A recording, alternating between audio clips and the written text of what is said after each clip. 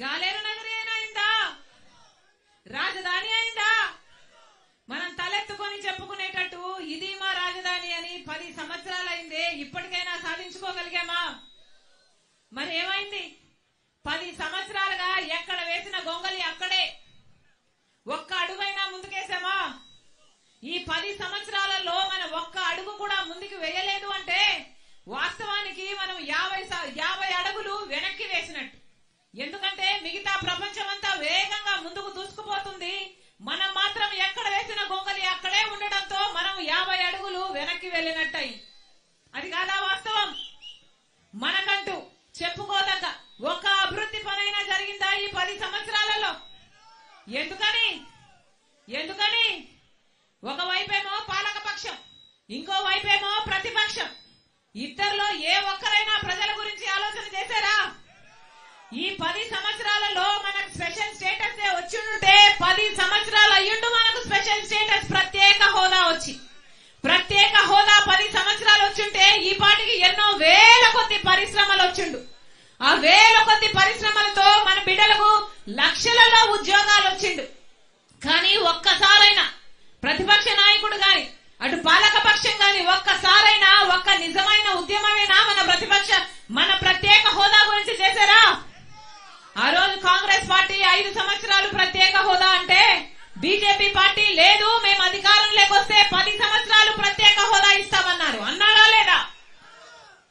ఆ రోజు చంద్రబాబు గారు 15 సంవత్సరాలు కావాలి అన్నాడు. ప్రత్యేక హోదా కోసమే బీజేపీతో పొత్తు పెట్టుకుంటున్నానన్నాడు. తీరా ముఖ్యమంత్రి అయ్యాడు, పొత్తు పెట్టుకున్నాడు. బీజేపీ మంత్రివర్గంలో వీళ్ళు కేబినెట్ ర్యాంక్ మినిస్టర్లు కూడా తీసుకున్నారు. కానీ ప్రత్యేక హోదా ఏమైంది అంటే మళ్ళీ ఒక్కసారి కూడా ప్రత్యేక హోదా గురించి మాట్లాడకపోగా ప్రత్యేక హోదా గురించి మాట్లాడిన వాళ్ళ మీద కేసులు పెట్టారు, జైళ్లు పెట్టారు. ఆ రోజు ప్రతిపక్ష నాయకుడు జగనన్న గారు, ప్రతిపక్ష నాయకుడిగా ఆ రోజు జగనన్న గారు నిరాహార దీక్షలు చేశారు. ఎంతగానో కొట్లాడాడు ప్రత్యేక హోదా ఏమైంది అని. ఆ రోజు జగనన్న గారు ప్రతిపక్ష నాయకుడిగా రండి మూకుమ్మడి రాజీనామాలు చేస్తాము అన్నాడు. మూకుమ్మడి రాజీనామాలు ఎంపీలందరూ రాజీనామాలు చేస్తే మనకు ప్రత్యేక హోదా ఎందుకు రాదో చూద్దాము అన్నాడు. తీరా ఎన్నికలు వచ్చాయి, జగనన్న గారు ముఖ్యమంత్రి అయ్యారు. జగనన్న గారు ముఖ్యమంత్రి అయినాక మళ్ళా ఒక్కసారైనా ప్రత్యేక హోదా గురించి ఒక్క నిజమైన ఉద్యమమైనా చేశాడా? ఎందుకని స్వలాభం కోసము ప్రజలను మొత్తము తాకట్టు పెట్టారు. ఒకవైపు ప్రతిపక్ష నాయకుడైన చంద్రబాబు గారైనా ఇటు పాలక పక్షంలో జగనన్న గారైనా ఒక్కరు కూడా బీజేపీని ఎదిరించరు. ఈరోజు ఇద్దరు బీజేపీకి వంగి సలాములు చేస్తున్నారు. మొన్న చంద్రబాబు గారు వెళ్లారు, ఆయన వంగి సలాములు చేశాడు, ఆయన సాష్టాంగపడ్డాడు. నిన్న మళ్ళీ జగనన్న గారు వెళ్లారు, ఆయనైనా ఏమైనా చేస్తారంటే ఆయన ఏం చేశాడు? ఒక పేపర్ ముక్క పెట్టొచ్చారు. ఓ పేపర్ ముక్కతో మనకు ప్రత్యేక హోదా వచ్చేస్తుందా? 10 సంవత్సరాలుగా ఎన్ని పేపర్ ముక్కలు పెట్టాలి సార్ అని అడుగుతున్నాం. 10 సంవత్సరాలుగా పేపర్ ముక్కతోనే ప్రత్యేక హోదా వస్తే మరి ఇంతవరకు ఎందుకు రాలేదు? మరి పేపర్ ముక్కతోనే మీకు హోదా తెచ్చే దమ్ము ధైర్యము ఉంటే ఈ పాటికి ఎప్పుడో వచ్చేసి ఉండాలి కదా. మరది కాదు అని తెలిసినప్పుడు ఈ రోజుటికైనా కూడా ఒక్క ధర్నా అయినా చేస్తున్నారా? ఒక్కసారైనా బీజేపీని నిలదీస్తున్నారా? మీరు పులి సింహము అంటారు కదా, మరి బీజేపీని ఎందుకు ఎదిరించలేదు? ఏది తిప్పండి బీజేపీ మీద పంచా, ఏది ఎదిరించండి బీజేపీని. ఒక్కసారైనా ప్రత్యేక హోదా గురించి మాట్లాడలేదు.